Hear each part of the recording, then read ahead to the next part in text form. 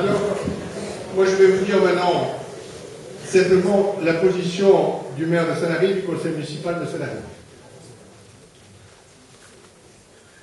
Je considère que ces tracés sont une véritable provocation. Provocation vis-à-vis de l'environnement au sens large du terme, vis-à-vis du patrimoine des habitants de cette région. C'est une provocation que de nous dire que ce projet va coûter entre 25 et 30 milliards d'euros, on ne sait plus. Au moment où le président de la République, le Premier ministre, il y a longtemps qu'il nous le disait, au moment où on nous dit que le pays est au bord de la faillite, nous sommes en pleine crise mondiale.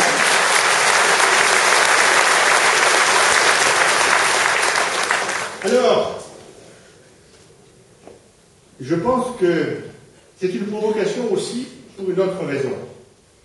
C'est qu'il me semble, mais peut-être que j'ai une autre idée de la démocratie que certains, que la moindre des choses eût été que nous découvrions, je parle de nous les élus, c'est-à-dire vos représentants, que nous découvrions les idées avancées, je ne parle même pas des projets, avant toute chose.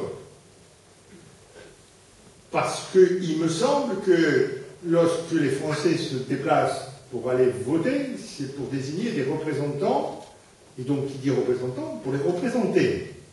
Et il me paraîtrait normal que les technocrates de Réseau Ferré de France, les techniciens aussi, pas tout à fait les mêmes, et la courtoisie de ne pas nous prendre pour des demeurés. Parce que quand même, ces trois tracés qui nous ont présentés, grosso modo, il y a 15 jours, vous n'allez pas me dire qu'ils ont fait dans la nuit du mercredi au jeudi. Ils étaient bien planqués. Je vais vous dire même mieux que ça. J'ai un de mes patients qui est ingénieur réseau Ferré de France. Pour ceux qui ne savent pas, je suis dentiste. Et j'en ai profité pour lui demander s'il n'avait pas des tracés il y a à peu près un mois ou deux. Il m'a dit, je vais essayer de vous trouver quelque chose. Il ne m'a rien trouvé, il m'a dit, on ne peut rien voir. Mais ces tracés, on les a depuis longtemps dans les tiroirs de Réseau Ferré de France. Et le tracé qui va être défini à la dernière minute, c'est-à-dire avant la fin de l'année, peut-être qu'il y aura un mois de plus dit de concertation, je vous assure, je suis convaincu qu'à 98%, il est déjà choisi. Alors, moi ce que je voulais vous dire, c'est que fort, je dis fort, de la réaction des autres élus, parce que tout seul, vous pouvez faire votre match 98, vous n'y arriverez pas.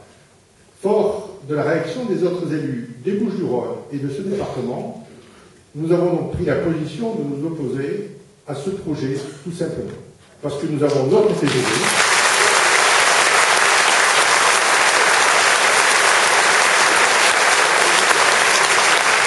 Parce que nous avons d'autres préoccupations en ce moment.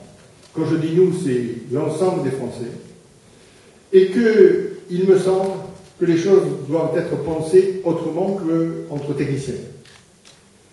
J'ai donc pris cette position-là avec le conseil municipal hier soir à l'unanimité, toutes tendances confondues. Je viens de proposer au maire de Sifour que nous essayons, et ça ne sera pas trop problématique, me semble-t-il, de réunir les élus de l'Ouest-Varois lundi soir à 18h ici au Petit Galet. Donc nous allons éviter, on va faire le parallèle des formes avec ce qui a été fait donc autour d'Aubagne. Je vais proposer donc aux maires des communes, aux conseillers généraux, aux conseillers régionaux et parlementaires de venir nous rejoindre. On va s'inspirer, parce que ce n'est pas la peine de réécrire l'histoire de la motion qui a été votée par l'ensemble de ces élus de l'Est marseillais.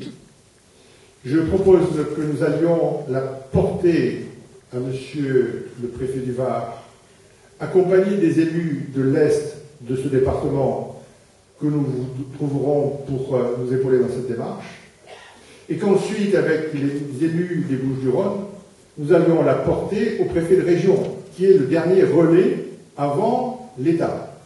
Il me paraît important que la décision soit reportée de façon sine die. Il me paraît important que cette mobilisation qui existe aujourd'hui soit bien perçue. Au cas où ils ne l'auraient pas compris, nous sommes donc plus de 1000 dans cette salle. Comme il y en a plus de 300 dans la petite en dessous, et qu'il y en a je ne sais pas combien de dizaines dehors, je pense qu'on peut dire que nous étions peut-être pas loin de 2000 ce soir à Sanary pour dire que nous ne voulions pas de ces tracés du TGV. Point à la ligne.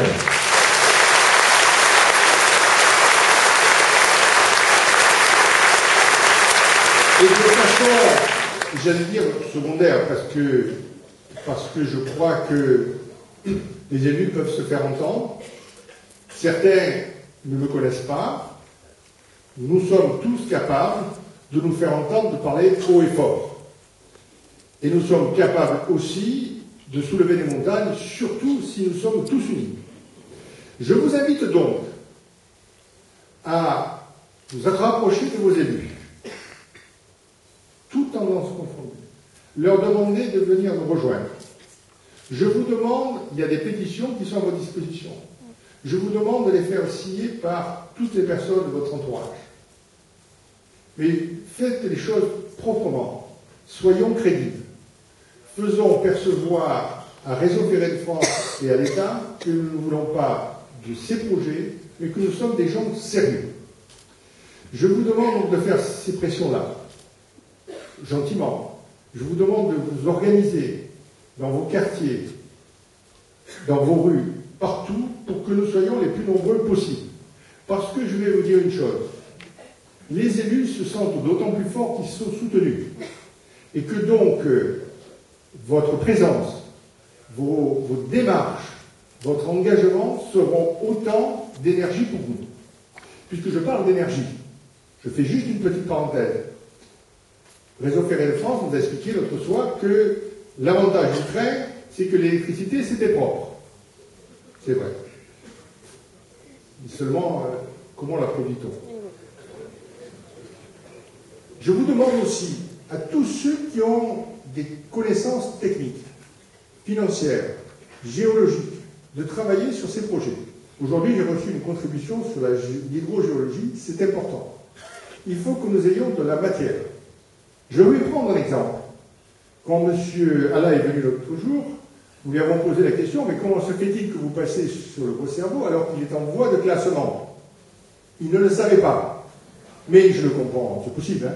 Mais tout ça pour vous dire qu'il faut que nous ayons une contribution forte, étayée, technique, juridique, financière. Quelqu'un m'a écrit aujourd'hui en me disant mais il y a un vice de forme sur la procédure. C'est important.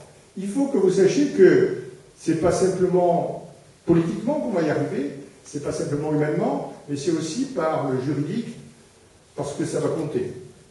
Donc je vous demande de vous investir. Je vous demande une autre chose. Méfiez-vous.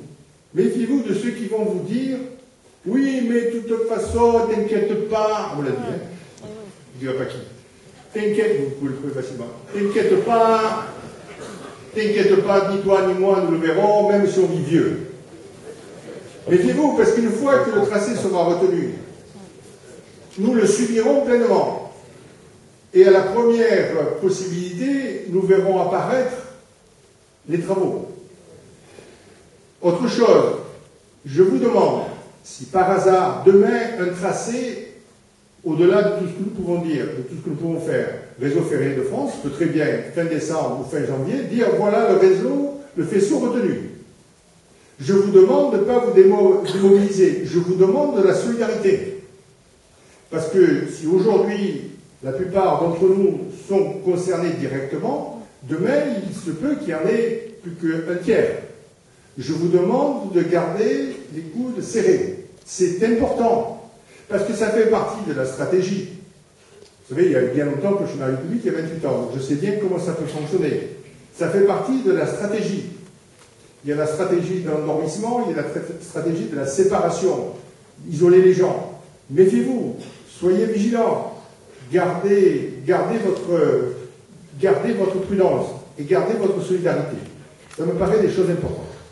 D'autre part, il faut que, là nous sommes en petit comité, si je puis dire, nous sommes entre quatre murs, il faut que ce que vous avez manifesté ce soir avec nous, ça se voit. J'ai donc demandé au conseil municipal de débloquer des fonds pour mettre des affiches 4 par 3. J'ai demandé au conseil municipal de débloquer des fonds pour que nous ayons des affiches pour en mettre un maximum. Et j'ai demandé aussi au conseil municipal des crédits pour moi c'est le directeur financier qui s'occupe de ça, pour mettre des banderoles. Il me paraît important que dans la rue, tout le monde voit